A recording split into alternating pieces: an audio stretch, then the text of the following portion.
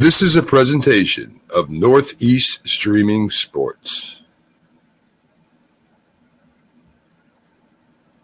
Introducing National Streaming Sports, live and on-demand sports talk programming that you can access 24/7. For the premier sports talk experience, tap into our Roku channel. Start your mornings with Mac and Jack covering all the weekend sports action. Then pour a cup and enjoy all the sports you can drink on the Coffee and Sports podcast. At midday, talk sports from east to west on the Coast to Coast podcast. Followed at night by some hot girl talk with Prim and Proper Sports featuring Sonia Pearson. Talk boxing on the Gloved Fist. Yankee fans tune in for Start Spreading the News. And there's more on the College Sports Huddle and Sports Scope with Robert Butler. There are 20 podcasts in all and 70 weekly shows giving us a 3.4-star viewer rating. To find us on Roku TV, search for National Streaming Sports on the Roku search bar. Click on the logo and you're in. National Streaming Sports, live and on-demand sports talk for America. And happy Saturday morning to everyone here. This is the Dr. Sem Yankees Show. We'll talk a little less Yankees and more Baseball Hall of Fame today, as tomorrow will be the announcement of who gets in via the Classic Era ballots. So we'll take a look at that Classic Era ballot and make some decisions on which players belong in the Hall of Fame. But before we get to that, let's make today a great day. You have the ability to make every single day great by taking the time to look around you and to appreciate the good. When we take the time to appreciate the good, it brings out the goodness in ourselves. It makes us see things instead of in a negative light, in a positive light. And when we see the world in a positive light, we tend to take that happiness and that joy and that positivity and spread it forward to others. Remember, when we give love, it comes back to us in greater amounts than we ever gave. And the same is true for kindness and respect and understanding and empathy. Give it, and it will come back to you. If you live your life saying, I will not respect anyone until they respect me, I won't love anyone until they love me, you'll be devoid of respect and love and kindness and all those other wonderful attributes.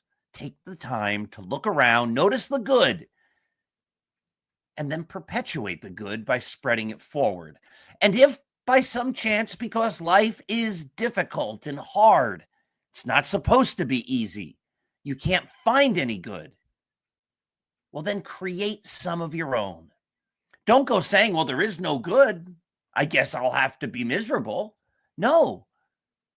Create some. Do something nice. And guess what? Then there's good that you can't help but notice. And that will help make even your darkest days a little brighter.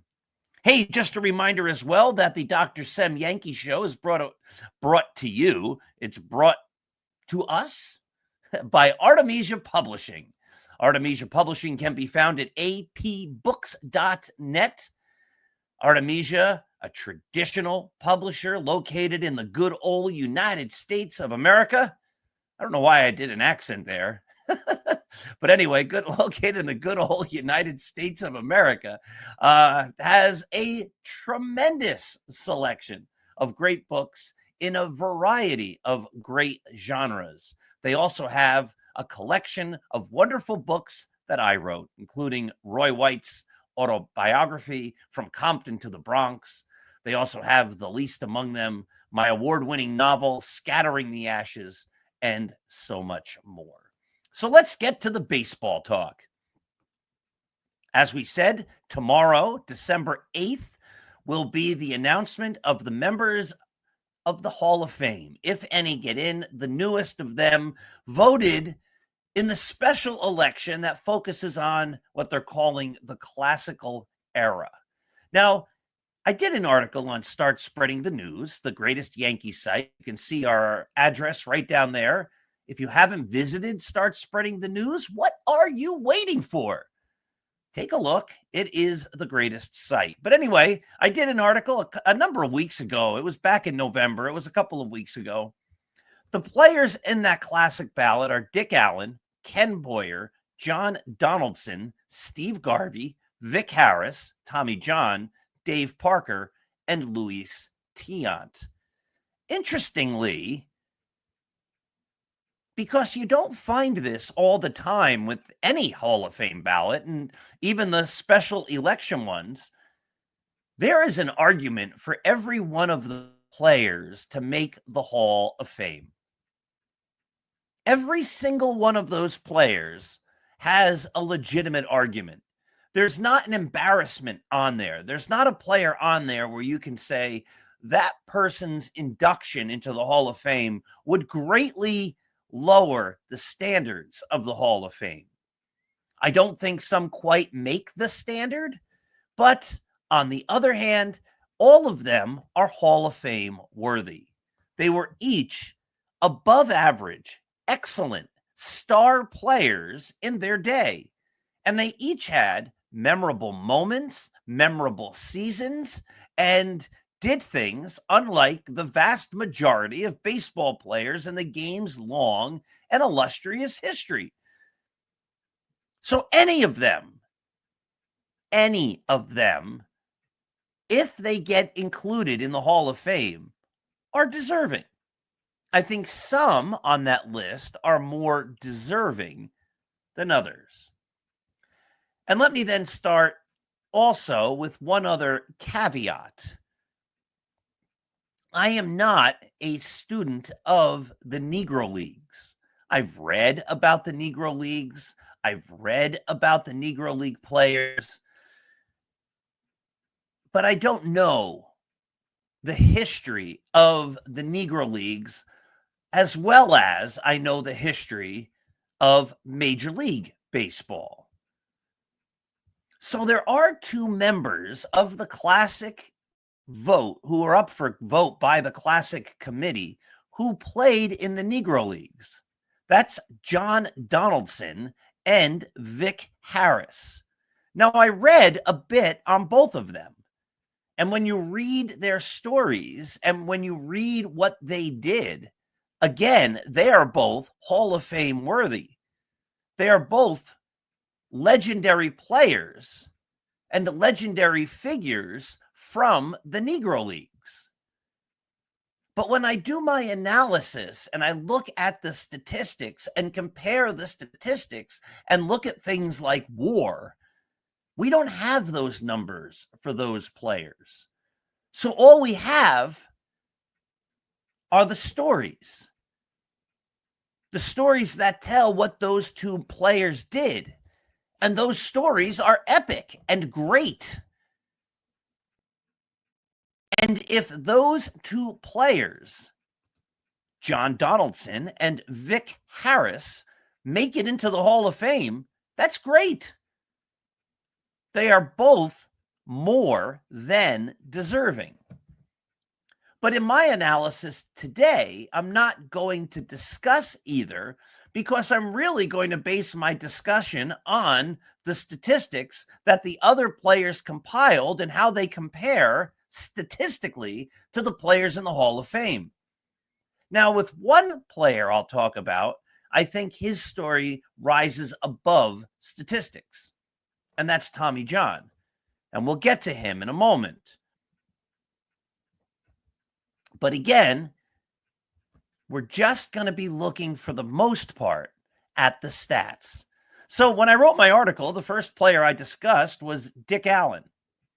And Dick Allen is one of those guys who is an absolute borderline Hall of Famer, almost the definition of borderline Hall of Famer. For many, for most, 60 career WAR is considered the threshold. If you can make it to 60 career WAR, you're a Hall of Famer. That's what many people believe. And it's a very fair assessment. Now, again, baseball players are more than just their numbers. But if you have a player whose career is significantly below 60, it's hard to make an argument for that person, at least in my opinion. If you have a player who is significantly above 60, it's much easier to make an argument for that player. 60 is the cutoff. If you're a little below 60 or a little above 60, that makes you a true borderline Hall of Famer. And then there can be legitimate arguments why you should be included or why you should not be included. So let's take a look at Richie Allen. Dick Allen, lifetime WAR, according to Baseball Reference, and all of my stats today will come from Baseball Reference. His lifetime WAR is 58.7. Do you remember being in school and having an average in a class of 88.7 or 78.7 or, God forbid, 68.7 or even worse, 58.7? And you go to the teacher and you say, come on, just a little bump and I've made it. I've made it from the high B to the low A, or from the high C to the low B, or from the high D to the low C, or please pass me. It's a 58.7. I'm so close to getting the D. Please don't give me the F. So many people have made that argument that 58.7 or 88.7 is basically a 90 or a 60 or whatever, that it's within the realm of, if you don't give me the bump, you're being a mean teacher. And if we don't give Dick Allen the bump, we're being mean fans, right? I mean, not really, but you get the idea. Like, that's 60. He made it. I mean, it's for all intents and purposes, over the course of a career, to be that short is, what, a couple of home runs, a few points in batting average in a season or two, which comes down to a bloop hit every now and again. So for all intents and purposes, Richie Allen is there. He's under, but he's basically there. In his career, he played 3 positions. He played 807 games at first base, 652 games at third base, and 256 games in left field. Now, if we break him down by WAR at each of those positions, at first base, he sits below Keith Hernandez, who's not in the Hall of Fame, and just ahead of John Olerud, who also isn't in the Hall of Fame. Again, this is like your classic borderline candidate. Keith Hernandez, many argue, is a Hall of Famer, 60.3 WAR. Very few argue that John Olerud's a Hall of Famer. He's under a non-inductee, Hernandez, who will probably get in one day. And he's just above a guy who nobody really considers to be a Hall of Famer. At third base, he's below Sal Bando, and he's below Robin Ventura. He's tied with Darrell Evans. I don't think anyone's arguing for any of those 3 to be in the Hall of Fame. And he's far below Greg Nettles, whose WAR is 67.9. And of course, my favorite player growing up, and my favorite player of all time, who is also not in the Hall of Fame. So I don't think you can make a good Hall of Fame argument at third base. And then again, he only played 256 games in left field. Now, Allen was a power hitter, but he never hit 400 home runs. He didn't have 1,200 RBIs. He didn't have a lifetime batting average of 300. He wasn't a gifted defender. He never played on a team that reached the World Series. And it was only at the end of his career that he even reached the playoffs. If Richie Allen gets in the Hall of Fame, good for him. He is the classic borderline player. You could make the argument that he played 3 positions well. He's almost a Hall of Famer at first base. He's a little farther away at third base, and he did play more than a season in left field. So there are very few players that have that kind of history. You could give him a bump for that. It's a good argument. He wouldn't get my vote. Again, if he gets in, I would have no problem with it. Ken Boyer is next. Ken Boyer won 5 Gold Gloves. He's considered one of the greatest defensive third basemen ever. He was an 11-time All-Star. And his WAR of 62.8 is a little above the threshold. No one who gets a 92.8 says, could you bump me down to an A-? They're like, hey, I think that's a solid A. It's not quite maybe if 93 would be the solid A and 92 is an A-, but 62.8 is a little bit further above that threshold. Of course, again, he's underneath Greg Nettles, but who's not on the ballot. Nettles was, where is he? 67.9, well above the threshold. But Boyer is the greatest non-Greg Nettles third baseman not to be in the Hall of Fame. Also, selfishly, as a Greg Nettles fan, if Ken Boyer gets in, I think it makes the path for Nettles that much better the next time they have one of these committees. I think Ken Boyer's a Hall of Famer. I think he's above the mark. He was a great defender. That was his skill. If I had 3 votes, Ken Boyer would get one of them. The interesting guy is next, Steve Garvey, because if you watched baseball in the 1970s and early 1980s, there was no doubt when you were collecting baseball cards and you went through the cards and you got Steve Garvey, every year it said All-Star on his card, or so it seemed. He was the 1974 MVP. The Dodgers were always in the postseason, and then he went to the Padres and helped propel them to the World Series, as did Greg Nettles. Garvey was on the cover of the Sporting News and Baseball Digest and Sports Illustrated and all of the sports magazines and baseball magazines. He was a true living legend. He played in 5 billion consecutive games. He was part of an infield and probably the leader of that infield, the best player of that infield with Davey Lopes, Bill Russell, and Ron Say, who played together for like 150 consecutive years.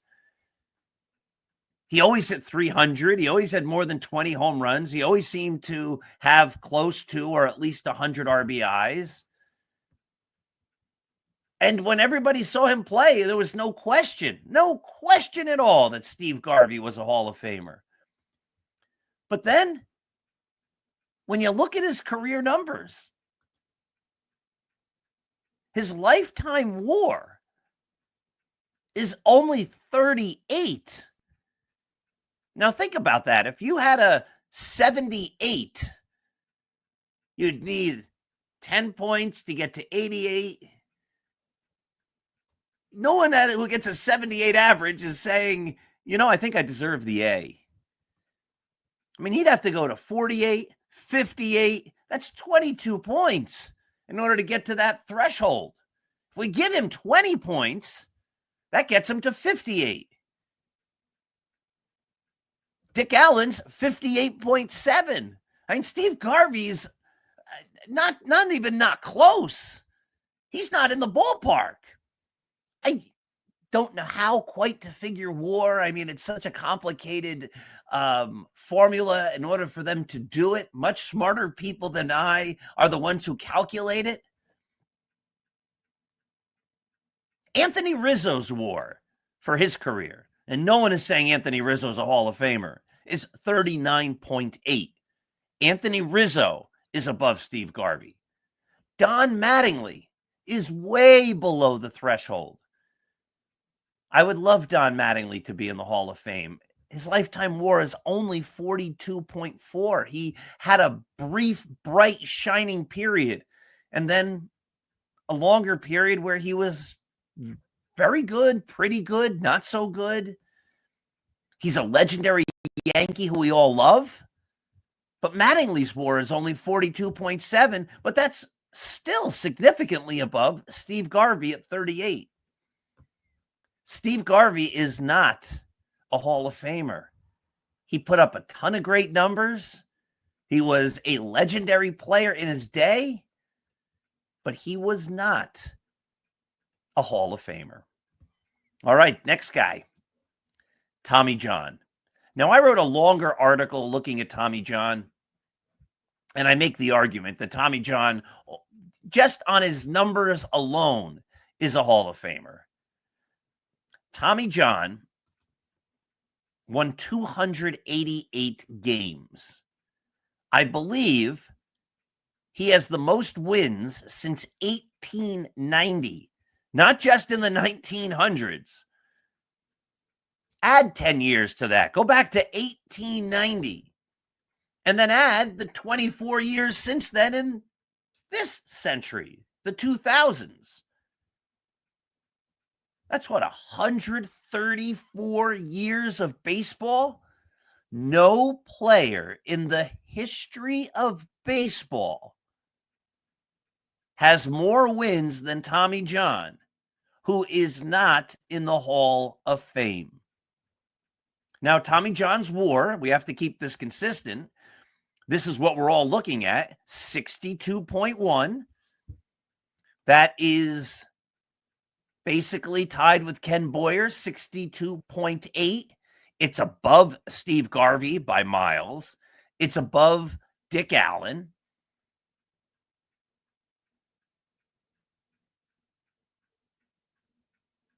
Overall, in Tommy John's career, I was just looking for the number. I couldn't find it as quickly as I wanted to. He ranks number 86 all time as a starting pitcher. 86 all time. I don't know. To me, over the history of the game, I would think it's a pretty elite company, a pretty elite group to be considered one of the top 100 starting pitchers of all time. And Tommy John is comfortably in that. And of course, he had the surgery, the Tommy John surgery, the surgery that's named for him, performed by Dr. Frank Jobe. What's the percentage of players today that have had Tommy John surgery? He had the experimental surgery that revolutionized sports, especially baseball, but it's revolutionized sports. That saved his career. He then actually won more games after the surgery than before, but all of that is irrelevant. They have people in the Hall of Fame who were big difference makers. People who, I think Candy Cummings for inventing the curveball. One of the big arguments for Bruce Sutter was his forkball, or the fact that he was the new type of relief pitcher, or both. But we put people in the Hall of Fame because their feats, their actions, what they did, it transcends the game in some way. And Tommy John's surgery absolutely transcends the game in profound ways.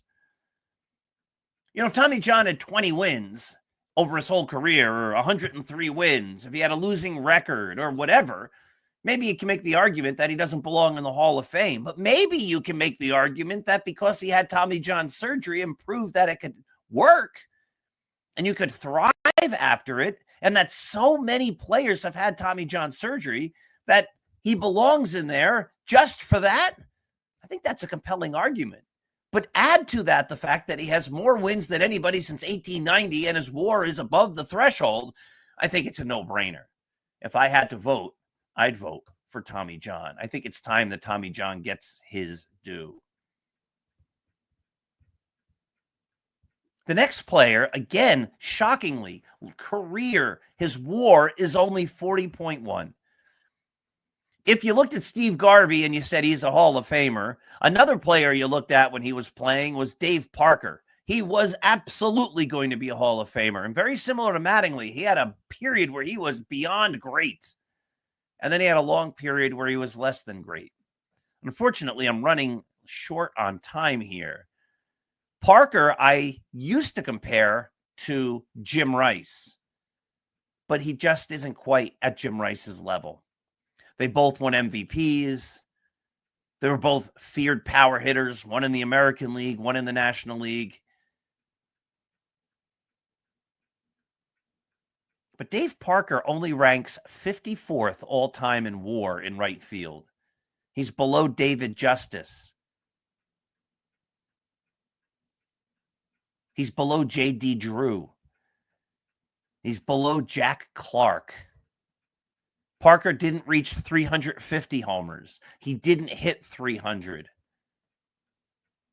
He was one of my favorite players, Dave Parker. When I was in Boy Scouts, you had to pick a symbol for your group, your den, your pack. I forget exactly what we called them. This was around 1979. I encouraged my group to pick the Cobra as our symbol because of Dave Parker, because he was the Cobra. I love Dave Parker. Dave Parker's not a Hall of Famer. He's too far below that threshold. If he gets in, is he by far the worst player in the Hall of Fame? No, he was legendary. But he falls short, especially when comparing him to this ballot. And then the last guy is Luis Tiant. Now, Luis Tiant's WAR is 65.6. That makes him the highest of all these guys. He ranks below Tommy John when they look at ranking starting pitchers. He had only 229 wins, and I put only in quotes. Tommy John had 288. Luis Tiant was on that legendary 1975 Red Sox World Series team. He was a legend. He was bigger than the sport at times. He had that wonderful windup. Listen to this. Even today, as you know, I still play baseball. Even today, every now and again when I pitch, I go into a Luis Tiant type of windup. I do the whole spin on your back leg, turn your head, turn your body, point your head to the sky, and whirl around and throw.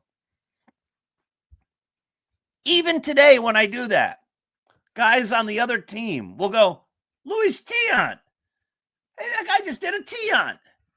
That's how legendary Luis Tiant is, that his windup is remembered decades later by people who probably never saw him play. I play in a league of guys that are 35 and older. But 35-year-olds never saw Luis Tiant play live. The 75 World Series was almost 50 years ago at this point. Think about that. And yet his windup and his approach is so legendary that it transcends half a century. Luis Tiant, 229 wins a long time ago, used to not mean as much. It means a lot more now because pitchers don't get as many wins. He led the league in ERA twice with unbelievable ERAs. I think they were both under 2. Luis Tiant would get my vote. But unfortunately, my friends, we're past the half hour. It went too long. Wish I had more time. Thank you for watching. Look for the good. Be kind to others. And today is December 7th. Remember, all of those who served our armed forces. Today is the 83rd anniversary of Pearl Harbor. God bless you all. Have a wonderful day. Thank you for watching.